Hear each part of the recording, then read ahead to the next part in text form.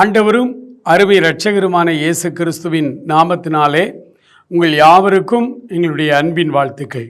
பிரியமானவர்களே, இந்த நாள் ஆண்டவர் நமக்கு தருகிற ஒரு வாக்குத்தத்த வார்த்தையை எடுத்து சற்றே நாம் தியானிக்க போகிறோம். இந்த வேதாகமத்திலே ஏராளமான வாக்குத்தத்தங்களை அவருடைய பிள்ளைகளாகிய நமக்கு அவர் தருகிறார்.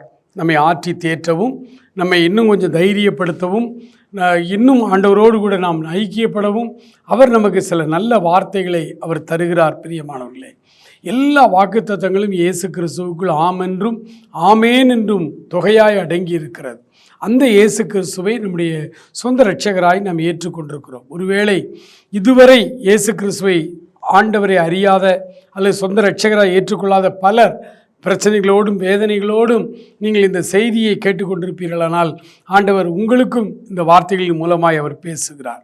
இந்த நாளிலே நாம் தியானிக்க போகிற வார்த்தைகளை ஆண்டவர் நமக்கு ஆசீர்வாதமாக்கி தரும்படி ஒரு நிமிடம் நாம் தேவ சமூகத்தில் ஜெபிப்போமா?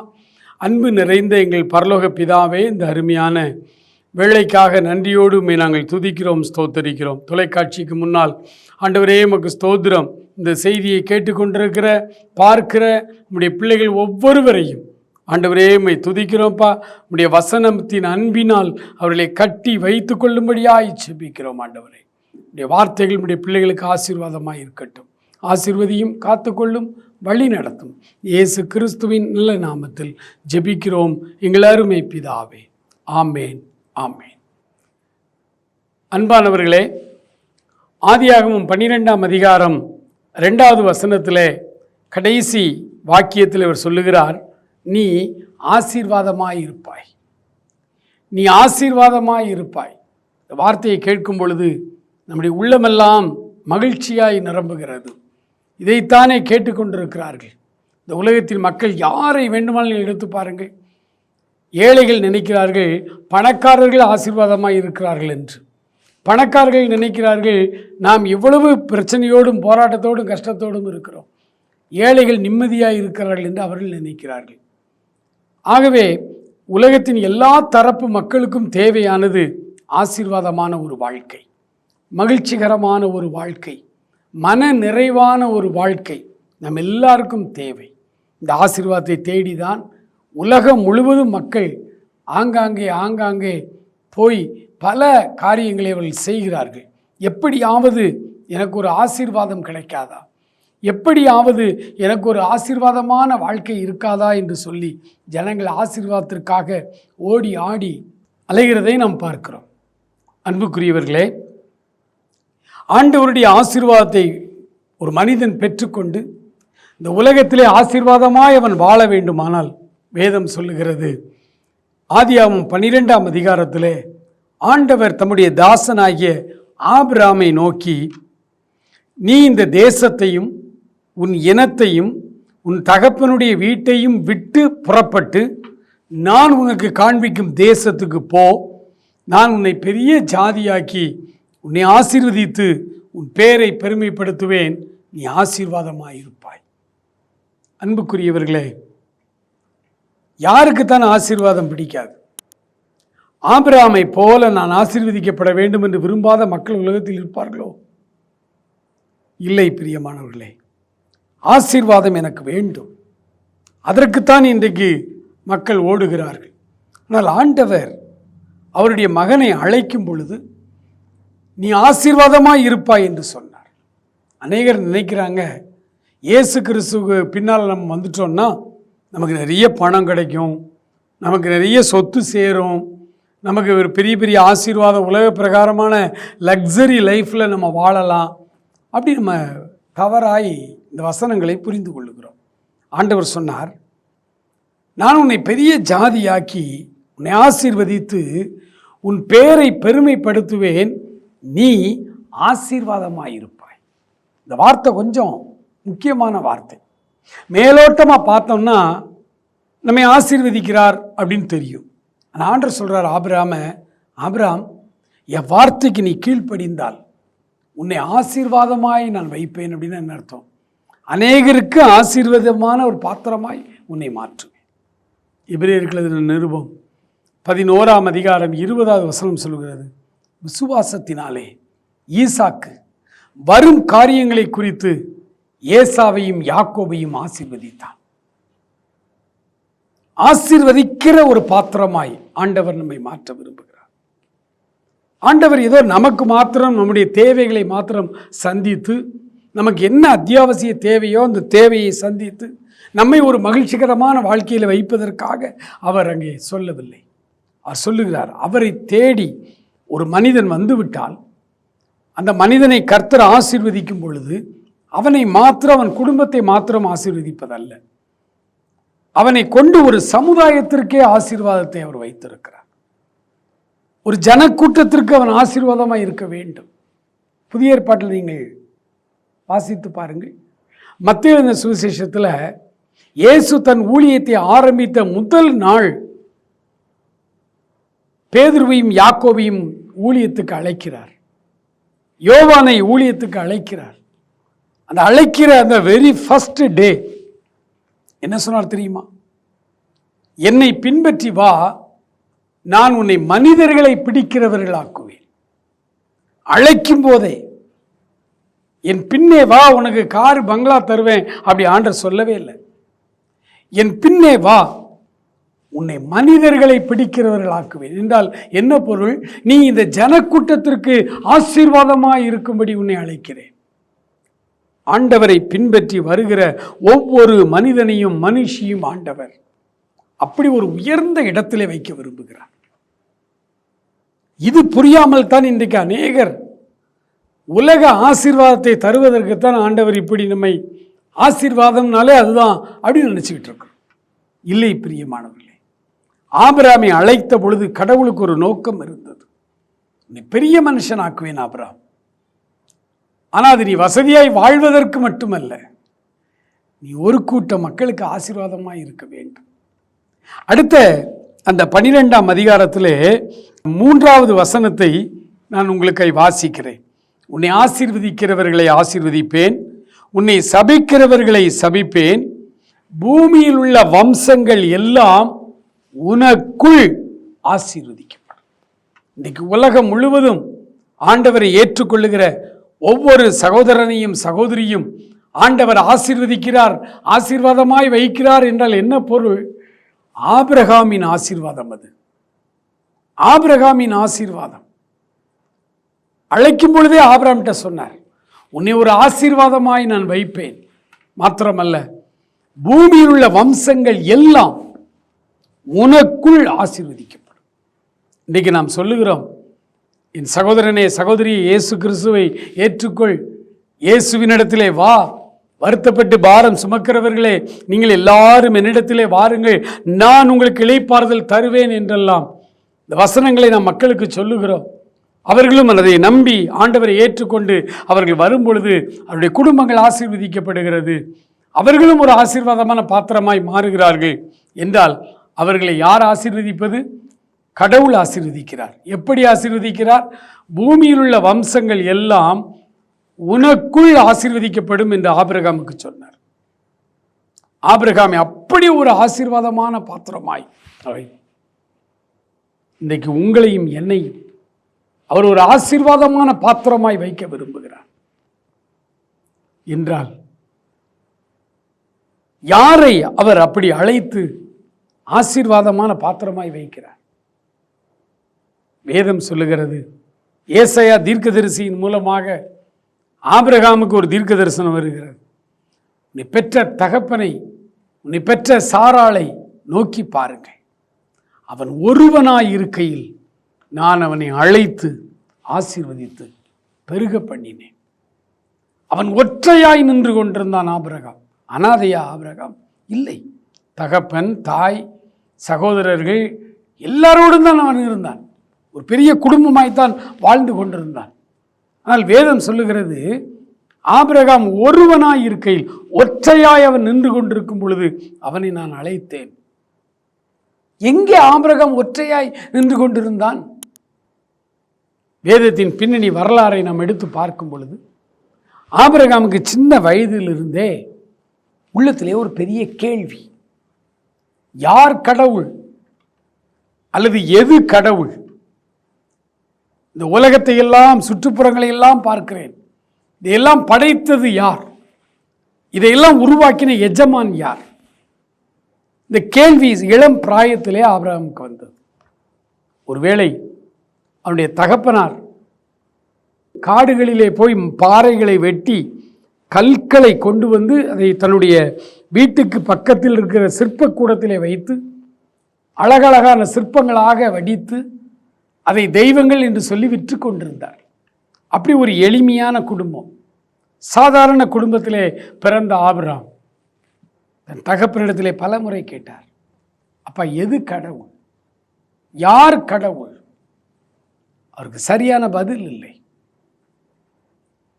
ஒரு நாள் தகப்பன் சிற்பக்கூடத்திலே வேலை செய்யும் பொழுது ஆபிரகாம் வாலிபனாய் உள்ளே வருகிறார். ஆபிரகாம் வாலிபனாய் உள்ளே வரும் பொழுது ஒவ்வொரு சின்ன சின்ன மேஜையிலும் ஒவ்வொரு கல்லும் ஒரு அழகிய சிற்பமாய், ஒரு பறவை போல, ஒரு மிருகம் போல அழகழகான சிற்பமாயோட தகப்பனார் வடித்து வைத்திருக்கிறார். ஒவ்வொரு சிற்பத்தையும் பார்த்தால் அழகாய் இருக்கிறது. ஆபிரகாமுக்கு மிகுந்த சந்தோஷம். அப்பா அங்கே தூரத்தில் ஒரு சிலையை, ஒரு கல்லை வடித்து கொண்டிருக்கிறார். இங்கே இருந்து கத்துகிறார் ஆபிரகாம், அப்பா இது ரொம்ப அழகா இருக்கு, இது யாருப்பா? அவர் அங்கே இருந்து பதில் மாத்திரம் கொடுக்கிறார், அது நம்ம கடவுள்பா. அப்படியா? அந்த சிற்பத்தை இப்பொழுது பயபக்தியோடு ஆபிரகாம் பார்க்கிறார். நீதான் கடவுளா? இந்த உலகத்தையெல்லாம் படைத்தது நீங்க தானா?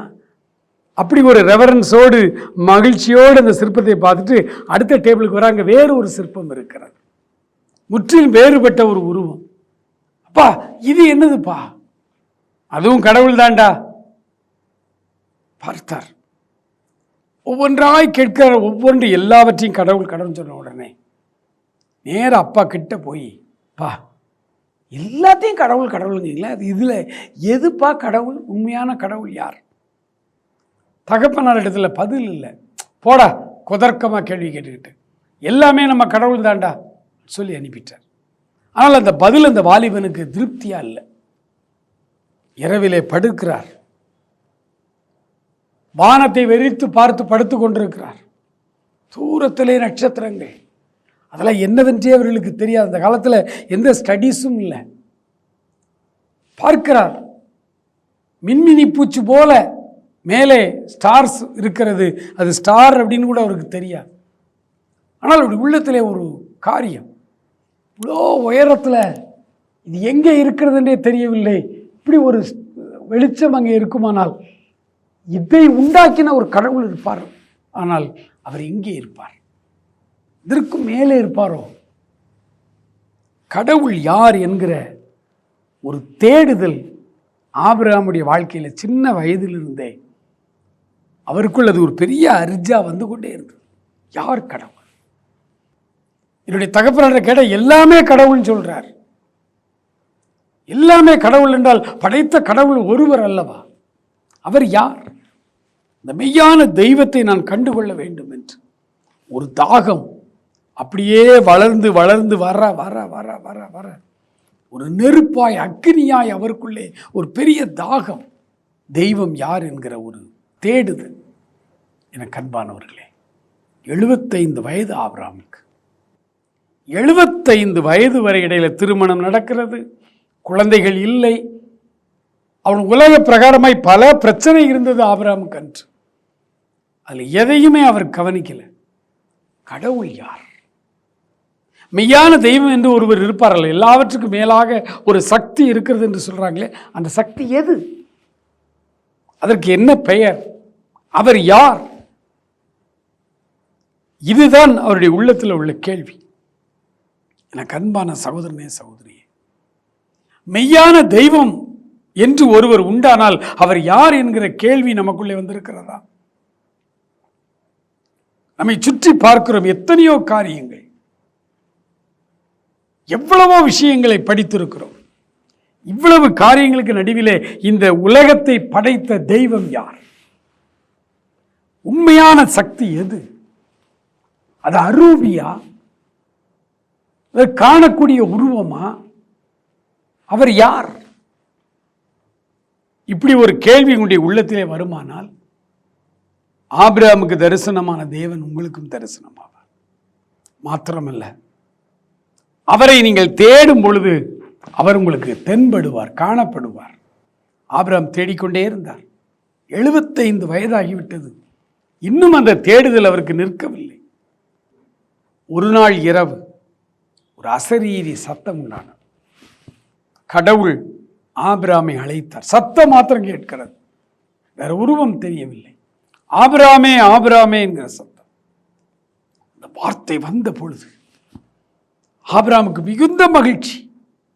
ஆண்டவரே என்று சொல்லி அந்த சத்தத்தை கேட்டான். சத்தம் தான் சொல்லிச்சு, ஆபிரகாம், நான் உனக்கு காண்பிக்கும் தேசத்துக்கு நீ போ, நீ பெரிய ஜாதியாக்கி நீ ஆசீர்வதிப்பேன், நீ ஆசீர்வாதமான பாத்திரமாய் திகழுவாய், இந்த பூமி முழுவதும் உனக்குள் ஆசீர்வதிக்கப்படும். ஏனென்றால் இள வயதிலிருந்து இந்த முதிர் வயது வரைக்கும் மெய்யான கடவுள் யார் என்று நீ தேடுகிறாய் அல்லவா?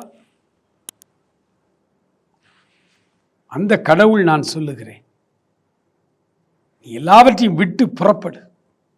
அப்ப எல்லாவற்றையும் விட்டு புறப்படுங்கிற வார்த்தை வந்த பொழுது ஆபிரகாம் புறப்பட்டு போனான். 4வது வசனம் சொல்லுகிறது, கர்த்தர் தனக்கு சொன்னதின்படியே ஆபிரகாம் போகுமிடம் இன்னதென்று அறியாமலே புறப்பட்டு போனான். வடக்கையா, தெற்கையா, மேற்கையா, கிழக்கையா என்று ஆண்டவர் சொல்லலை. நீ போனார், கிளம்பிட்டார் வீட்டை விட்டு. அப்படினால் நாம ஒருவேளை நினைக்கலாம், என் இனத்தையும் என் ஜனத்தையும் என்னுடைய தேசத்தையும் விட்டு நான் புறப்பட்டு போக வேண்டுமா?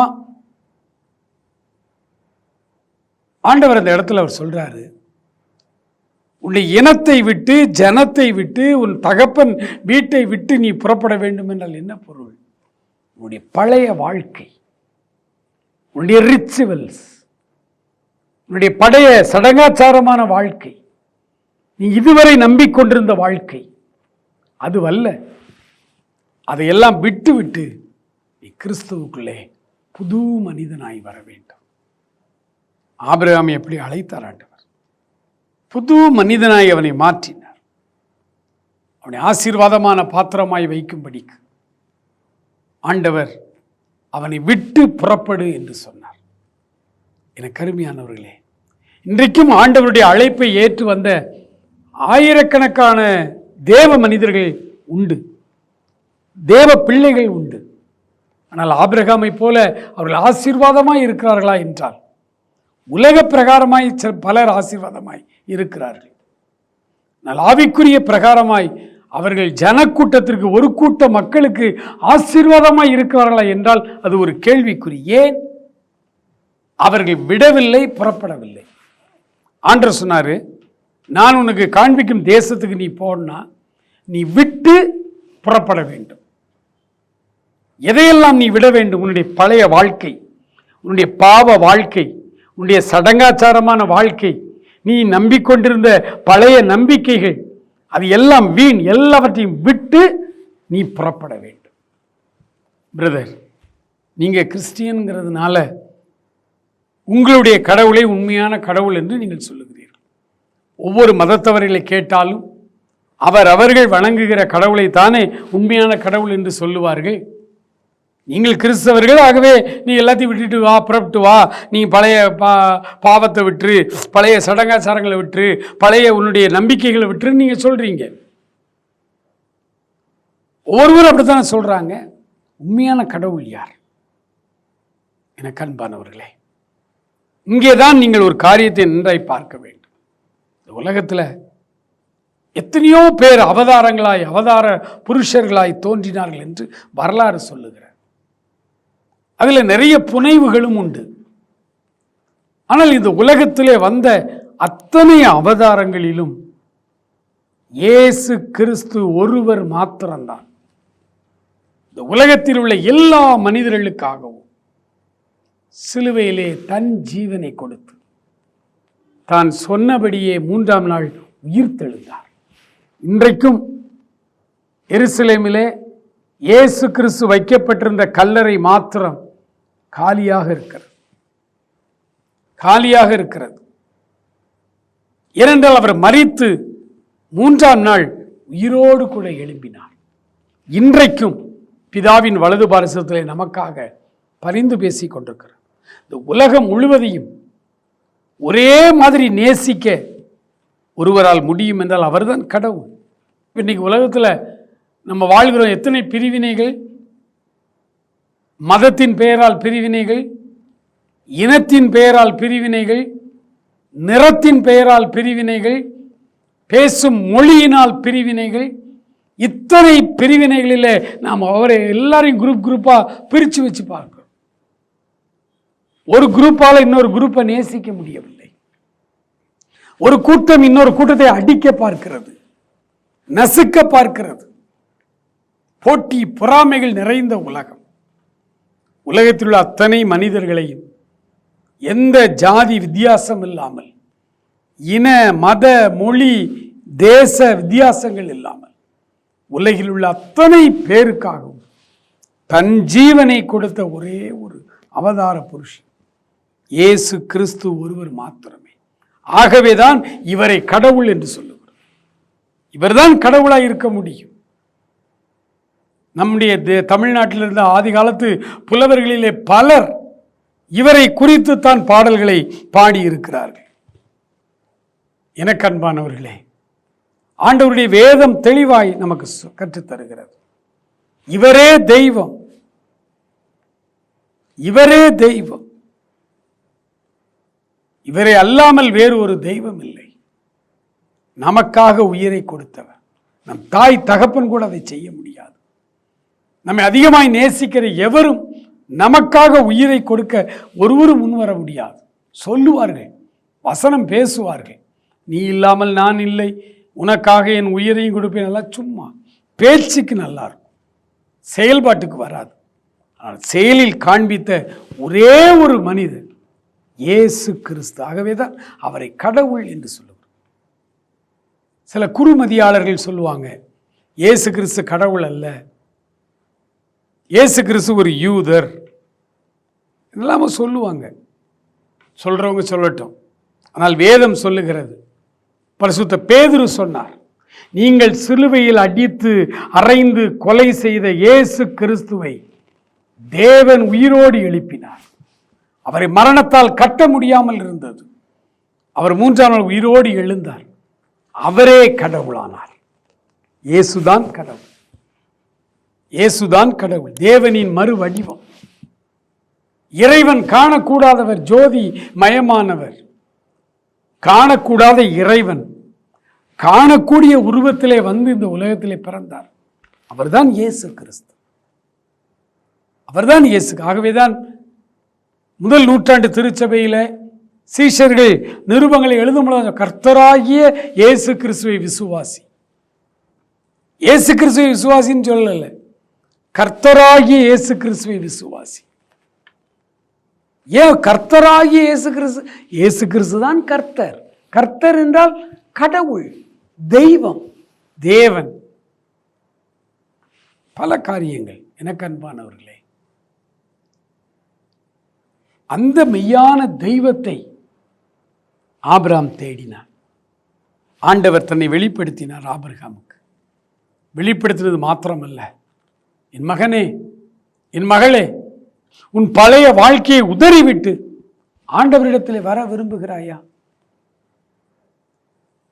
உன்னுடைய எல்லா கட்டுகள், போராட்டங்கள், பாடுகள், பிரச்சனைகள் எல்லாவற்றையும் நீ விட்டுவிட்டு இயேசு கிறிஸ்துவை சொந்த இரட்சகராய் ஏற்றுக்கொண்டு அவரிடத்திலே வர நீ விரும்புகிறாயா? ஆபிரகாமை அழைத்து ஆசீர்வதித்த தெய்வம்.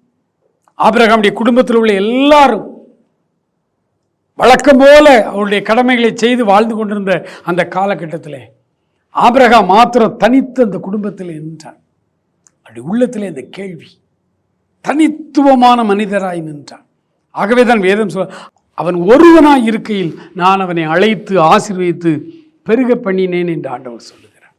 எனக்கு அன்பான தேவ ஜனமே, எனக்கு அருமையான சகோதரர்களே, சகோதரிகளே, இதுவரை நீங்கள் இந்த இயேசு கிறிஸ்துவுக்கு உங்கள் வாழ்வை அர்ப்பணிக்காதவர்கள் இருப்பீர்களானால் உங்கள் பிரச்சனைகள், உங்கள் பாரங்கள், உங்கள் கட்டுகள், உங்களுடைய குடும்பத்தில் உள்ள துயரங்கள், துன்பங்கள், வேதனைகள் எல்லாவற்றிலும் இருந்து ஆண்டவர் உங்களை விடுதலை செய்யும். ஒரு சகோதரி சமீப நாட்களிலே நம்முடைய தொலைக்காட்சி நிகழ்ச்சியை பார்த்து அவர்கள் என்னோடு கூட தொலைபேசியிலே தொடர்பு கொண்டார்கள். சொன்ன, பிரதர், என்னுடைய கணவருக்காக நீங்கள் ஜெபிக்க வேண்டும். அவர் இன்னும் மனம் திரும்பவில்லை. நான் ஆண்டவரை நம்புகிறேன், இயேசு கிறிஸ்துவை கடவுள் என்று ஏற்றுக்கொள்ளுகிறேன். 2 பிள்ளைகளும் ஆண்டவருக்கு விரோதமாய் வாழ்ந்து கொண்டிருக்கிறார்கள். என்னோடு சண்டை போட்டுக்கொண்டு வீட்டை விட்டு ஓடி போய்விட்டார்கள். 2 மகன்மாரும் மனம் திரும்பி வரணும். ஒரு வயதான தாயார் துக்கத்தோடு பேசினார்கள். என் பிள்ளைகள் வர வேண்டும், நாங்கள் குடும்பமாய் இயேசு கிறிஸ்துவின் பிள்ளைகளாய் வாழ வேண்டும், ஜெபியுங்கள் என்று சொன்னார்கள். எனக்கு அன்பானவர்களே, நான் அவரிடத்தில் இந்த வார்த்தையை சொன்னேன், கர்த்தராகிய இயேசு கிறிஸ்துவை விசுவாசி, அப்பொழுது நீயும் உன் வீட்டாரும் ரட்சிக்கப்படுவீர்கள். ஆம், எனக்கு அன்பானவர்களே, அவர்கள் வருவார்கள், தேடி வருவார்கள். தாயின் அன்பு அவர்களுக்கு ஒருவேளை தெரியாமல் இருக்கலாம். அவர்கள் கடவுளின் அன்பினாலே ஈர்க்கப்படுவார்கள். அப்பொழுது தாயின் தூய்மையான அன்பை அவர்கள் விளங்கிக் கொள்வார்கள். தாயினிடத்தில் திரும்பி வருவார்கள். முழு குடும்பமும் நீங்கள் ஆலயத்திற்கு செல்வீர்கள். எனக்கு அன்பானவர்களே, இயேசு கிறிஸ்துவை நாம் ஏற்றுக்கொள்ள வேண்டும். எப்படி தெரியுமா? நம்முடைய பழைய வாழ்க்கையோடு சேர்த்து இயேசுவை. அநேகர் சொல்லுவாங்க, இயேசுவையும் நாங்கள் கும்பிடுகிறோம், இயேசுவையும் நாங்கள் மதிக்கிறோம், எங்களுடைய பூஜை அறையிலே இயேசுநாதர் படத்தையும் வைத்திருக்கிறோம், இயேசுவும் எங்களுக்கு ஒரு கடவுள் தான். இல்லை பிரியமானவர்களே, இயேசுவும் கடவுள் என்று நீங்கள் வணங்கும் வரை உங்கள் பிரச்சனைகள் தீராது. இயேசுதான் கடவுள் என்று நீங்கள் என்றைக்கு ஆண்டவரிடத்தில் வருகிறீர்களோ அன்றைக்கு தான் பிரச்சனைகளுக்கெல்லாம் தீரும். அன்றைக்கு ஆண்டவர் உங்களை முற்றிலுமாய் ஆசீர்வதிக்கிறவராய் அவர் கடந்து வருகிறார். எனக்கு அன்பான சகோதரனே, சகோதரியே, நீ எப்படிப்பட்ட பிரச்சனையில் இருந்தாலும் இன்றைக்கு ஆண்டவரிடத்தில் ஆபிரகாமை அழைத்து அவன் ஒருவனாய் இருக்கையில் ஆசீர்வதித்தவர். என் உள்ளத்திலும் ஆண்டவரே, என்னுடைய பழைய வாழ்க்கையை விட்டு விட்டு நான் உண்மையை நோக்கி புறப்பட ஆயத்தமாக இருக்கிறேன், தயாராக இருக்கிறேன், நான் ரெடியாக இருக்கிறேன். ஆண்டவரே, என்னை ஏற்றுக்கொள்ளும் என்று கேட்பாயா? என்னை ஏற்றுக்கொள்ளும். நான் அநேகருக்கு ஆசீர்வாதமான ஒரு பாத்திரமாய் வாழ வேண்டும். நான் இப்பொழுது சபிக்கப்பட்ட பாத்திரமாய் இருக்கிறேன். நான் எதை தொட்டாலும் அது ஆசீர்வாதமாய் இல்லை. நான் ஆசீர்வாதமான பாத்திரமாய் மாற வேண்டும். ஜெபிப்போமா? அன்பு நிறைந்த எங்கள் பரலோக பிதாவே, இந்த அருமையான வேலைக்காக நன்றியோடு உம்மை நாங்கள் துதிக்கிறோம், ஸ்தோத்தரிக்கிறோம். அப்பா, நான் உன்னை ஆசீர்வதிக்கவே ஆசீர்வதித்து உன்னை பெரிய ஜாதியாக்கி உன் பெயரை பெருமைப்படுத்துவேன், நீ ஆசீர்வாதமாக இருப்பாய் என்று சொன்னீங்களே. ஆண்டவரே, இந்த வேளையிலும் இந்த செய்தியை கேட்டு என்னுடைய குடும்பத்தின் பிரச்சனைகள், போராட்டங்கள், கவலைகள், கண்ணீர், கட்டுகள் எல்லாவற்றின் நடுவிலும் நின்று எனக்கு ஒரு விடுதலை வேண்டும் என்று சொல்லுகிற நம்முடைய பிள்ளைகள் ஒவ்வொருவரையும் ஆண்டவரே நீர் ஆசீர்வதிக்கும்படியாய் ஜெபிக்கிறோம். ஆசீர்வாதமாய் அவர்களை மாற்றும்படியாய் ஜெபிக்கிறோம்.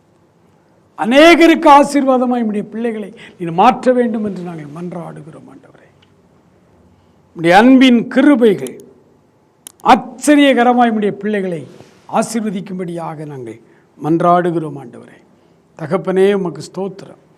ஆண்டவரே, எல்லாவற்றையும் விட்டு புறப்பட சொன்னீர். ஆண்டவரே, நம்முடைய பிள்ளைகள் தங்களுடைய பழைய வாழ்க்கை, பழைய பாவம், பழைய ரிச்சுவல்ஸ் எல்லாவற்றையும் விட்டு விட்டு இப்பொழுது உம்மிடத்தில் வருகிறார்கள். அப்பா, அப்படி உம்மிடத்தில் வருகிற ஒவ்வொருவரையும் பேர் பேராய் தொட்டு ஆசீர்வதியும். அவருடைய பிரச்சனைகளிலிருந்து அவர்களுக்கு ஒரு விடுதலை தாரும். அநேகர் என்னுடைய குடும்பத்துக்கு விரோதமாய் மந்திர தந்திர போராட்டங்களை செய்து விட்டார்களோ என்று பயந்து கொண்டிருக்கிற குடும்பங்களை இயேசு கிறிஸ்துவின் நாமத்தினால் இப்பொழுதே நீர் விடுதலை செய்யும்படியாக நாங்கள் ஜெபிக்கிறோம். ஆண்டவரே, விடுதலை அவர்களுக்கு உண்டாகட்டும். கர்த்தர் தம்முடைய வல்லமையான ஓங்கிய புயத்தினால் அவர்களை ஆசீர்வதித்து அவர்களை ஆசீர்வாதமான பாத்திரமாய் மாற்றும்படிக்கு ஜெபிக்கிறோம். ஆண்டவரே, கிருபை பிள்ளைகளோடு எப்பொழுதும் இருக்கட்டும். ஆசீர்வதியும், காத்துக்கொள்ளும், வழி நடத்தும். துதிகன மகிமை எல்லாவற்றையும் எடுத்துக்கொள்ளும். இயேசு கிறிஸ்துவின் இன்ப நாமத்தில் ஜெபிக்கிறோம் எங்கள் அருமை பிதாவே. ஆமேன், ஆமேன். அன்புக்குரியவர்களே, இந்த செய்தி உங்களுக்கு ஆசீர்வாதமாய் இருக்கும் என்று நாங்கள் நிச்சயமாய் நான் நம்புகிறேன். நீங்கள் பெற்றுக்கொண்ட ஆசீர்வாதங்களை எங்களுக்கு தெரியப்படுத்துங்க. அல்லது உங்களுக்காக விசேஷமாக ஏதாவது ஜெப குறிப்புகளுக்கு ஜெபிக்க வேண்டும் என்று விரும்பினால் வாட்ஸ்அப் நம்பரோடு தொடர்பு கொள்ளுங்கள். ஆண்டவர் உங்களை ஆசீர்வதிப்பாராக. ஆமென்.